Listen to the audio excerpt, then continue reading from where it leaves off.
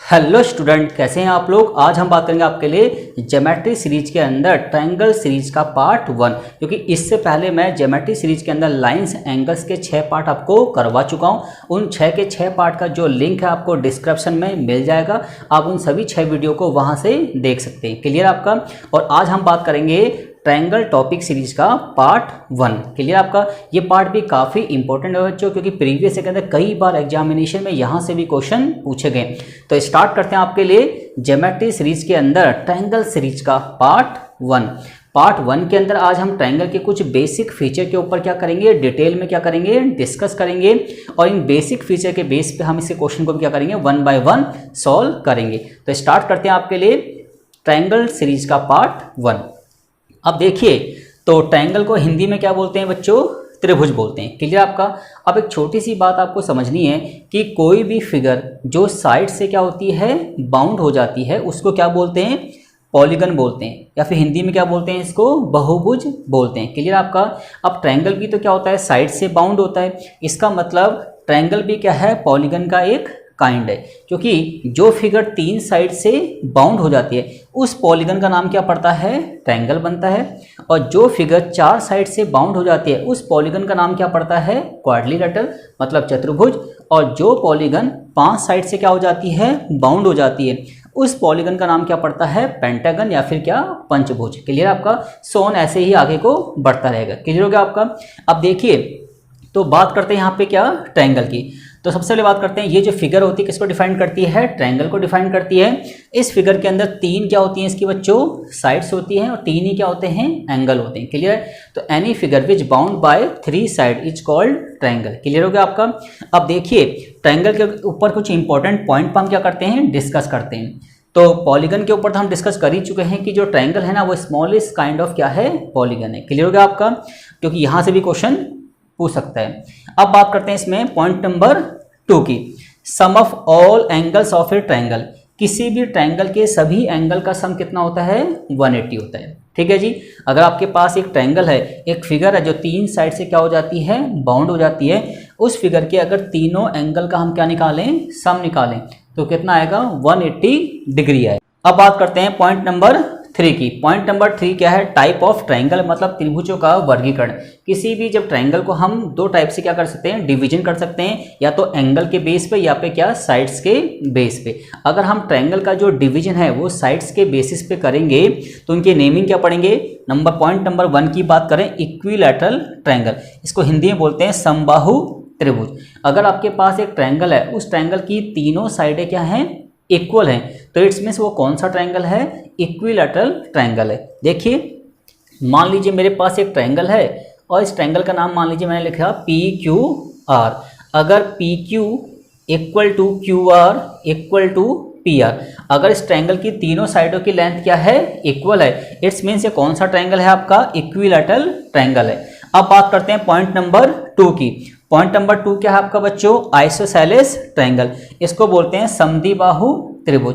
तो जिस ट्रायंगल की कोई भी 2 साइड्स की जो लेंथ होती है ना, वो इक्वल होती है, उसको क्या बोलते हैं, आइसोसेलेस ट्रायंगल बोलते हैं। देखिए कैसे, मान लीजिए मेरे पास एक ट्रायंगल है ABC। क्लियर हो गया आपका। अब इसमें 2 साइड्स की लेंथ क्या है, इक्वल है। यहाँ पे जो AB साइड है ना, वो AC साइड्स के क्या है, बराबर है। तो AB की लेंथ और AC की लेंथ क्या है, इक्वल है। तो हम कह सकते हैं वो ट्रायंगल कौन सा है, आइसोसेलेस ट्रायंगल या फिर समद्विबाहु त्रिभुज है।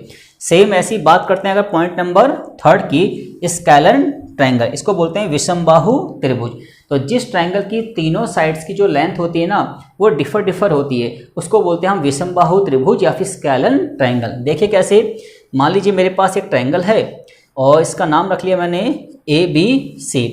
अब AB की लेंथ, BC की लेंथ और AC की लेंथ, तीनों की जो लेंथ है ना, जो साइड्स की जो वैल्यू है, वो क्या है, अलग अलग है। तो इट्स मीन्स कौन सा ट्रायंगल आपका, स्केलर ट्रायंगल, या फिर क्या बोलते हैं इसको, विषमबाहु त्रिभुज बोलते हैं। क्लियर हो गया आपका। अब बात करते हैं कि एंगल के बिहाफ पे ट्रायंगल का जो डिवीजन कैसे करते हैं। ठीक है जी। पॉइंट नंबर अगर फर्स्ट की बात करें, एक्यूट एंगल ट्रायंगल, इसको बोलते हैं न्यून कोण त्रिभुज। अब देखिए, अगर आपके पास कोई ट्रायंगल है, ठीक है जी, अब उस ट्रायंगल का नाम मान लीजिए मैंने रखा ABC। अब यहाँ पे एंगल A है, एंगल B और एंगल C। अगर एंगल A एंगल बी और एंगल सी, इन तीनों की वैल्यू क्या हो, 90 डिग्री से क्या हो, कम हो। ठीक है, एंगल ए भी इंडिविजुअल 90 डिग्री से कम हो, एंगल बी भी 90 से कम हो और एंगल सी भी क्या हो, 90 डिग्री से कम हो। तो जिस ट्रायंगल के तीनों ही एंगल की जो वैल्यू है वो 90 डिग्री से क्या होती है, कम होती है, उस ट्रायंगल को बोलते हैं हम क्या, एक्यूट एंगल ट्रायंगल या फिर न्यून कोण त्रिभुज। क्लियर हो गया आपका। अब बात करते हैं पॉइंट नंबर 2 की, राइट एंगल ट्रायंगल, इसको बोलते हैं हिंदी में क्या, समकोण त्रिभुज। अब देखिए, अगर आपके पास एक ट्रायंगल है, उस ट्रायंगल का कोई भी एक एंगल कितने का हो जाए आपका, 90 डिग्री का हो जाए। जैसे ए बी सी एक ट्रायंगल है और मान लीजिए कि एंगल बी कितने का है, 90 डिग्री का है, तो इट्स मीन्स ये कौन सा ट्रायंगल है, ये राइट एंगल ट्रायंगल है। ठीक है जी। तो जब भी आपके पास कोई ट्रायंगल हो और उसका कोई भी एक एंगल 90 डिग्री का हो, तो इट्स मीन्स उस ट्रायंगल का नाम है समकोण त्रिभुज या फिर राइट एंगल ट्रायंगल। क्लियर हो गया आपका। अब बात करते हैं पॉइंट नंबर 3 की, ऑब्ट्यूज एंगल ट्रायंगल। तो जिस ट्रायंगल का कोई भी एक एंगल 90 डिग्री से क्या हो, ज़्यादा हो, उसको बोलते हैं ऑब्ट्यूज एंगल ट्रायंगल। क्लियर है आपका।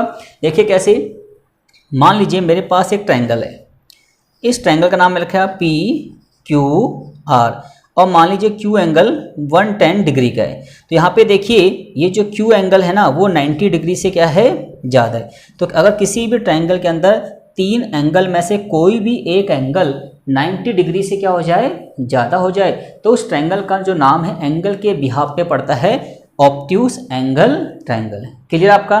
ठीक है जी। अब बात करते हैं पॉइंट नंबर 4 की। पॉइंट नंबर 4 क्या है, sum of 2 sides of a triangle is always greater than third side. ठीक है जी। किसी भी ट्रायंगल की 2 साइडों का जो सम होता है ना वो always greater than third side होता है, अदरवाइज ट्रायंगल पॉसिबल नहीं होगा। अब इसको डिटेल में समझते हैं हम क्या कह रहे हैं। देखिए, मान लीजिए आपके पास एक ट्रायंगल है ए बी सी। मान लीजिए आपके पास एक ट्रायंगल क्या है, ए बी सी, और हमने ए बी बी सी और ए सी की लेंथ को हमने ए बी और सी मान लिया। क्लियर आपका। अब देखिए उन्होंने कहा है कि sum of 2 side of a triangle is always greater than third side. It's means A और बी का सम ऑलवेज ग्रेटर देन होगा सी से, और बी और सी का सम ऑलवेज ग्रेटर देन होगा ए से, और ए और सी का सम ऑलवेज ग्रेटर देन क्या होगा, बी से। अगर ऐसा पॉसिबल है तो ट्रायंगल बनेगा, अदरवाइज ट्रायंगल नहीं बनेगा। इट्स मीन्स अगर मुझे 3 साइड्स की वैल्यू दे रखी है और मुझसे पूछा है कि ट्रायंगल पॉसिबल होगा या फिर नहीं होगा, इन 3 साइड से ट्रायंगल बनेगा या फिर नहीं बनेगा। जैसे मान लीजिए मैंने कहा 4, 6 और 7, इन 3 साइड्स की लेंथ से, ये 3 साइड है 4 सेंटीमीटर मान लीजिए, 6 सेंटीमीटर और 7 सेंटीमीटर, इन तीनों से ट्रायंगल पॉसिबल होगा या फिर नहीं होगा। तो देखिए 4 + 6 ग्रेटर देन 7, सही बात। 6 + 7 ग्रेटर देन 4, ये भी सही है। और 4 + 7 ग्रेटर देन 6, ये बात भी ठीक है। इसका मतलब 4, 6 और 7 सेंटीमीटर की लेंथ से ट्रायंगल पॉसिबल होगा। ठीक है जी। एक एग्जांपल और ले लेते हैं आपके लिए।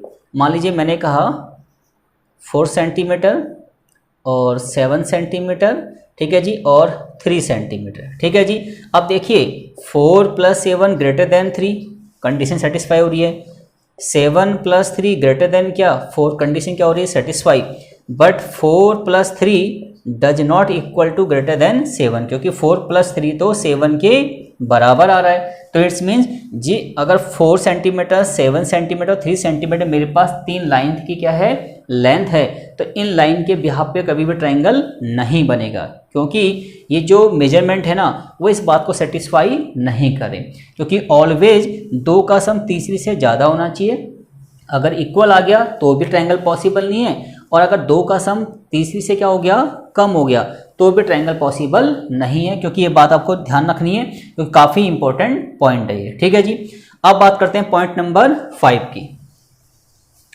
अब देखिए बच्चों, पॉइंट नंबर 5 क्या है, the greatest angle opposite side is also greatest. किसी भी ट्रायंगल के अंदर जो एंगल सबसे ग्रेटेस्ट होता है ना, उसी का ही अपोजिट साइड सबसे बड़ी होती है। कैसे, जैसे मान लीजिए मेरे पास एक ट्रायंगल है, ठीक है जी, इसका नाम मैंने रख लिया ए बी सी। ठीक है जी। मान लीजिए ए एंगल है 80 डिग्री का, और बी एंगल है मान लीजिए 60 डिग्री का, और ये मान लीजिए 40 डिग्री का। इन तीनों एंगल का सम तो 180 डिग्री आएगा, क्योंकि वो तो ट्रायंगल की अपनी एक सम ऑफ ट्रायंगल्स की प्रॉपर्टी है। क्लियर आपका। अब देखिए इसमें सबसे बड़ा एंगल क्या है, ए है। एंगल जो ए है ना वो एंगल बी से भी ग्रेटर है, और एंगल जो ए है वो एंगल सी से भी क्या है, ग्रेटर है। तो सबसे बड़ा एंगल कौन सा है, एंगल ए, और इसकी अपोजिट साइड क्या है, B C. It's means B C is the greatest side, greatest side. Clear आपका। तो किसी भी ट्रायंगल में जो साइड सबसे बड़ी होती है उसकी का ही अपोजिट एंगल सबसे बड़ा होता है। ठीक है जी। तो इसका मतलब यह है कि सबसे बड़ी साइड क्या है इसमें बच्चों, बी सी। अब बताइए एंगल ए के बाद जो एंगल आता है वो कौन सा है, एंगल बी। इसका मतलब बी के अपोजिट क्या है, ए सी। तो सबसे बड़ी साइड बी सी आएगी, और बी सी के बाद ए सी आएगी, और सबसे छोटी क्या आएगी, ए बी आएगी। ठीक है जी। इस तरीके से तीनों एंगल के बिहाफ पे हम साइड को असेंडिंग या डिसेंडिंग ऑर्डर में क्या कर सकते हैं, अरेंज कर सकते हैं। क्लियर हो गया आपका। ठीक है जी। अब जो पॉइंट नंबर जो 5 है ना, इसी का एक कन्वर्स भी होता है। अगर सबसे ग्रेटेस्ट एंगल की अपोजिट साइड सबसे ग्रेटेस्ट होती है तो सिमिलरली सबसे बड़ी साइड का अपोजिट एंगल भी सबसे बड़ा होगा। क्लियर आपका। देखिए कैसे, जैसे मान लीजिए मेरे पास ये ट्रायंगल है, ठीक है जी, और इसका नाम रख दिया मैंने ए बी सी। इस साइड की लेंथ है मान लीजिए 6 सेंटीमीटर, इस साइड की लेंथ है मान लीजिए 10 सेंटीमीटर, और इसकी लेंथ मान लीजिए 8 सेंटीमीटर। और हमसे पूछा कि कौन सा एंगल सबसे ग्रेटेस्ट होगा। तो जो साइड सबसे बड़ी होगी उसी का ही अपोजिट एंगल सबसे बड़ा होगा, और जो साइड सबसे छोटी होगी उसका अपोजिट एंगल सबसे छोटा होगा। क्लियर है। तो सबसे बड़ी साइड कौन सी है बताओ, ए बी। तो ए बी के अपोजिट क्या है, एंगल सी। तो एंगल सी सबसे ग्रेटेस्ट होगा। ठीक है जी। अब देखिए ए बी के बाद कौन साइड आती है, बी सी। फिर नंबर 2 पे क्या आएगा, एंगल ए आएगा, और नंबर 3 पे क्या आ जाएगा, एंगल बी आ जाएगा। तो इस तरीके से साइड के बिहाफ पे भी हम एंगल को असेंडिंग और डिसेंडिंग ऑर्डर में क्या कर सकते हैं, अरेंज कर सकते हैं। ठीक है जी। सबसे बड़ी साइड का अपोजिट एंगल सबसे बड़ा होता है, और सबसे छोटी साइड का अपोजिट एंगल सबसे छोटा होता है। क्लियर हो गया। तो इस तरीके से हमने ट्रायंगल सीरीज के अंदर ट्रायंगल के कुछ बेसिक फीचर पे क्या कर लिया, डिटेल में क्या कर लिया बच्चों, डिस्कस कर लिया। क्योंकि जब ट्रायंगल के आप क्वेश्चन को सॉल्व करेंगे तो उन क्वेश्चन को सॉल्व करते समय इन बेसिक बातों के बारे में हमें इन्फॉर्मेशन पता होनी चाहिए। क्लियर आपका। तो ट्रायंगल टॉपिक का हमने इंट्रोडक्शन क्या कर लिया, कंप्लीट कर लिया, और उम्मीद है कि चीज़ें आपको समझ में आ गई होंगी। और स्टूडेंट अगर आपको मेरी वीडियो अच्छी लगी तो इसको लाइक कीजिए, शेयर कीजिए एंड सब्सक्राइब कीजिए। Thank you guys.